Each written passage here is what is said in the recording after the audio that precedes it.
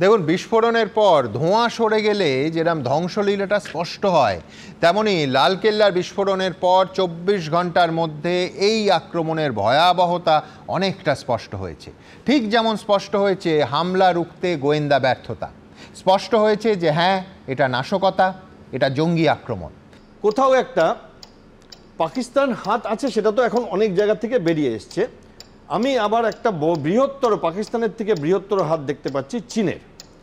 এবার কেন বলছি এই কথা, এটিএস এর যেটা ধরেছিল 3 জনকে ধরেছিল, তার মধ্যে একজন ডক্টর, আবার সে আবার আলাদা ডক্টর, তেলেঙ্গানার ডক্টর, তার ডিগ্রিটা চাইনিজ, 32 বছরের বয়স, এবং তার সাথে একজন টেলার, একজন স্টুডেন্ট 20-22 বছর। তার নাম হচ্ছে আহমেদ মহিউদ্দিন সঈদ।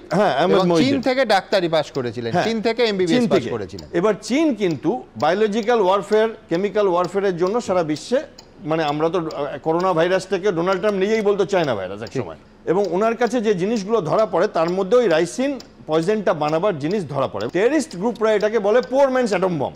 মানে আপনি একটা নুনের দানার সমান যদি আপনার খাবারে রাইসিন যায়, আপনি মরে যাবেন, আপনার পোস্টমর্টমে বুঝতে পারবেন না কি পয়জনে মারা গেল।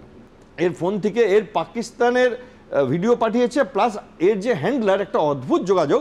আইএস খোরাসান প্রভিন্স, যেটা আইএসআইএস খোরাসান প্রভিন্সটা কি, এটা হচ্ছে আফগান তালিবানের বিরুদ্ধে আইএসআই পাকিস্তানের, মানে আসিম মুনিরের দলবলের প্রজেকশন।